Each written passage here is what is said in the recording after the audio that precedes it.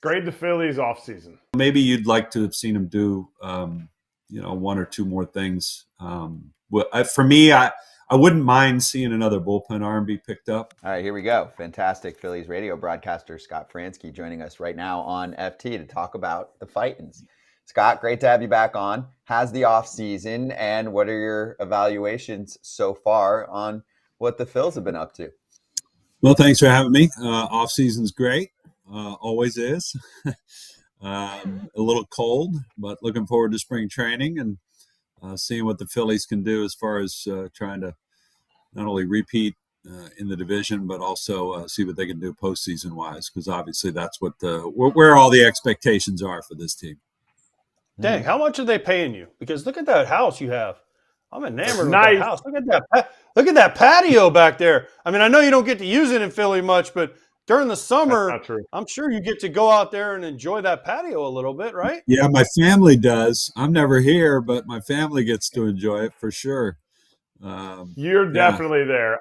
I've seen you. I've seen you. How fast you get out of the park. I mean, you're quick lickety split right, and that's a Toyota Tacoma, just right through traffic. You're just. You got it. You got it.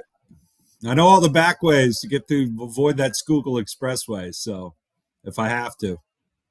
Nobody knows what the Schuylkill is or how to spell it except for you and I. There's not as much travel as AJ has done. He has no idea what this Schuylkill Expressway is or the amount of traffic that it can or can't handle. Think of any of those roads you've been on that the minute it opened, it was out of date and it was too crowded the minute it opened. And that's the way the Schuylkill is. And it can be bad at 5 o'clock in the afternoon. It can also be bad at 11:30 at night. You just have no idea when. Yeah, no doubt. Except for when you get back home at 3 in the morning. I feel like that's always the best time from a road trip. It's just like straight up the street. Usually that's pretty safe. Yeah. So, do you think the Phillies, first of all, take us to the beginning of the offseason. Did you believe everything surrounding the Alec Bohm talk? Oh, well, he's available. And then since it came out that he could be available because teams are asking about him. Because you told me one time, you and I did radio for like a hot minute together for the Phillies. And you told me one time, you go, they just can't spend $20 million at every position. So if they get rid of Bohm, they might start doing that. Right. They're getting close. I think they still have to. I mean, you just have to have some players of value that are, maybe playing above their pay grade. And I think Alec is still in that threshold, if you will. I mean, look, the guy drives in close to 100 runs, and I know he didn't have a great finish to last season, and it's understandable. Some people would call and ask, and I think the Phillies were willing to listen. I don't think it was a situation where they were actively shopping him per se, but obviously, as they say, where there's smoke, there's fire. So maybe there was some talk going on behind the scenes, but I don't think it was a situation where they were simply, putting him out there like, oh, we're going to, trade this guy because, we're going to get a haul back. I think they where they're at in the division, where they're at in sort of their timeline, this is a team that expects to contend. And I think you have to have a few players that are, under that $20 million, those superstar talents. You got to have some production from other places as well. And Alec's one of those type of guys. Yeah, talking about a guy who wasn't traded to a guy who was traded. How's this rotation sound? Zach Wheeler, Aaron Nola, Christopher Sanchez, Ranger Suarez. Oh, yeah, Jesus Luzardo. And you have Taijuan Walker as your sixth.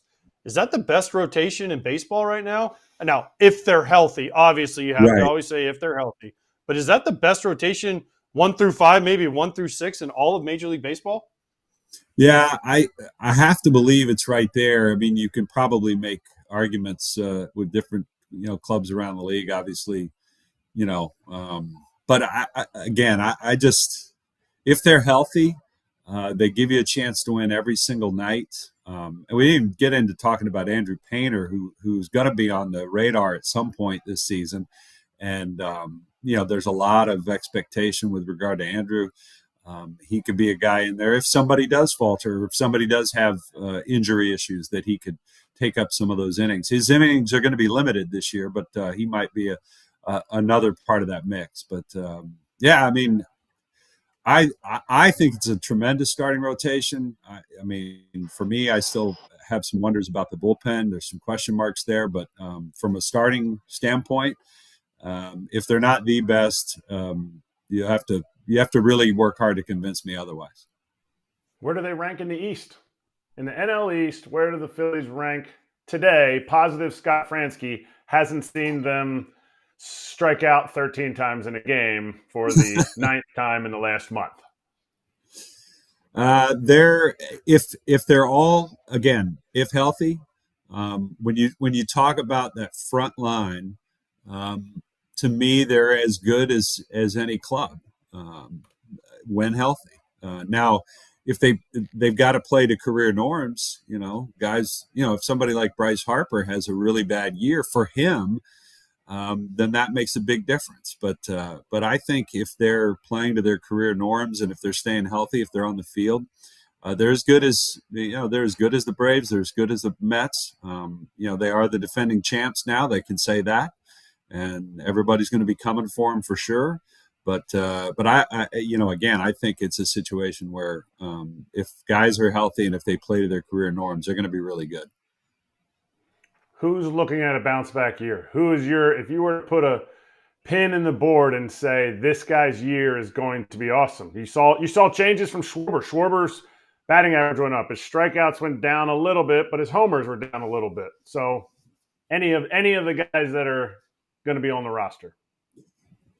Well, maybe a little bit of low-hanging fruit, but I think Bryson Stott, showed a lot a couple of years ago, and he did not have a great year last year at the plate. I think a lot of that had to do with health. He was battling an elbow issue for most of the season, which didn't come out until the offseason. He kind of kept it under wraps, so to speak, and tried to play through it as best he could. He still played very well defensively, but I think offensively, Bryson Stott is a guy that I think could bounce back in a big way. Yesterday, we had a conversation on biggest needs of the top 15 contending teams. The Phillies were on the list as outfield defense was their biggest need. I won't tell you what my opinion of it was watching, but I want to hear your reaction to Eno Sarris's article about that. That the outfield defense is their biggest need? Yes. I think some outfield home runs wouldn't hurt. Some outfield power wouldn't hurt. Production, just in general, some slug from their outfield. Again, could their defense be better? Sure. I don't know what we're going to get from Kepler in left field on an everyday basis. Castellanos has worked hard. He works as hard as anybody on the club to try to stay sharp defensively, but he has limitations. Obviously, Marsh and Rojas in center field are really, really good. Rojas is among the best. So,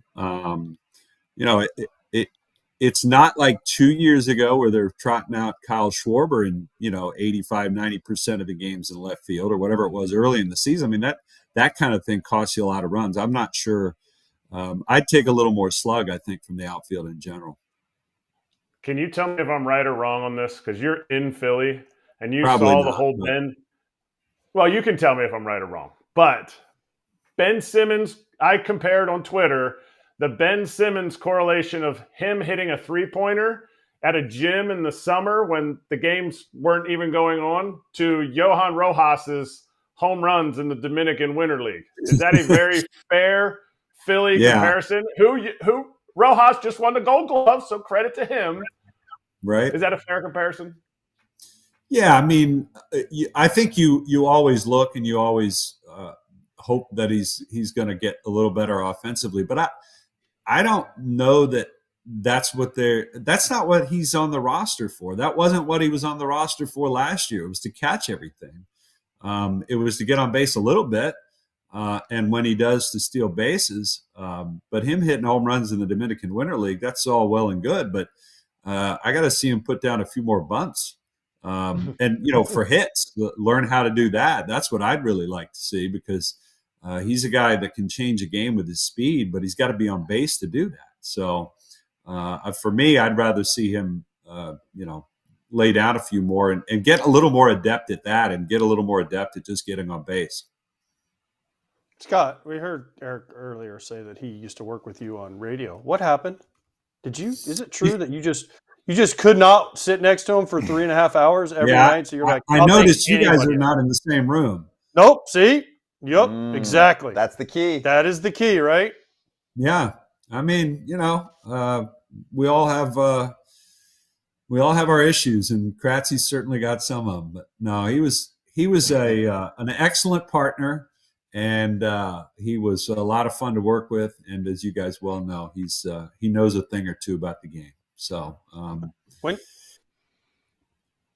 do you come to Clearwater? Because I know you want to escape that Philadelphia cold. When do you down to, what is it, Clearwater? How do they say it? Whatever they say up there in Philly. Clearwater.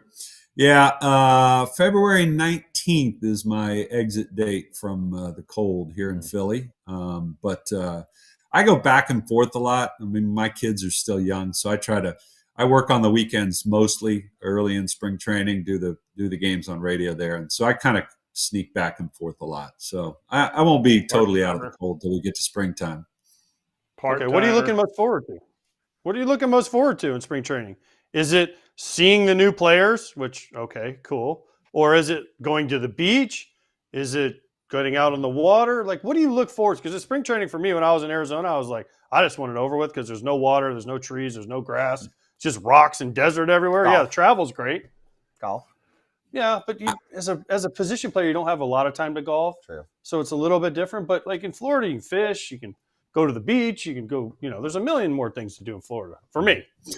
Yeah. For me, and again, the Phillies are in a situation with their camp that there's not going to be a ton of storylines. There's no real jobs to be won necessarily. There's not a lot, we spend a lot of our springs now talking about the, 25, 26, 27, 28th guy on the roster, that sort of thing. So in terms of storylines, there's not a whole lot to look forward to, but I just like getting down there and seeing, the people you work with day in and day out, and you haven't seen most of them for the winter, and not just the other broadcasters, but all the, club personnel and whatever, and just kind of being around it. I mean, for me, usually the first few days of spring training is a lot of fun. There's a lot of energy there, and then it, settles down a little bit, and you kind of get into the grind a little, and by the end, as you guys well know, you just want it to be over with and get on to the real games. All right, so grade the offseason. Grade the Phillies offseason. Give us just like for you, I know you didn't get many A's and B's in school, so the grading scale is A, B, C, D, and F. It's not just C, D, and F, okay? Okay, yeah. I'm unfamiliar with the A's and the B's. I thought it was a decent offseason. Obviously, the Luzardo pickup is big. I mean, has the potential to be big if he's healthy. Jordan Romano is a guy who could be really good if he's healthy again, if he throws like he did a couple of years ago. That would be a real under the radar pickup for them. Obviously, it seemed like they were working with some, obviously the payroll is incredibly high, so you can't just keep spending and spending and spending.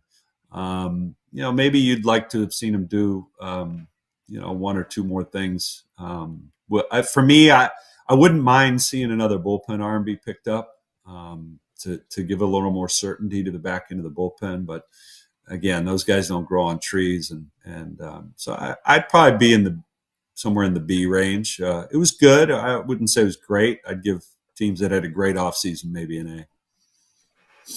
Bullpen arms don't grow on trees, but Taijuan Walker's as big as a tree. What are the chances No that doubt. you see him at the end of spring training? From what you've been hearing around, I think there's been comments that there's a chance he doesn't. Does he get a fair look in spring training? Does he make this team? Obviously not as a starter. They have a plethora with Painter waiting in the wings and Mick Abel, all those guys. I think he'll get a fair shot to show that he can reclaim some velocity. Obviously, they tried that velo program during the season, and they sort of crash coursed it, I guess you could say. It had some mild results, but I think they were looking forward to seeing if he got into a situation where he could do it throughout the offseason, build up his arm strength again and reclaim some of that velocity. Because, again, he needs some of that in order to make his split anywhere near as effective as it was a couple of years ago. He's got to have some separation. So I think he'll get a look. I think a lot of those other guys are somewhat known commodities, right? You don't necessarily have to invest a lot of A-game innings for certain players that you know about. But Taijuan is one they don't know about. So I think they'll give him a long look. I mean, there's obviously a lot of money on the hook, on the line. So they got to be sure about it if they want to make a move, if they don't, carry him north and keep him on the roster.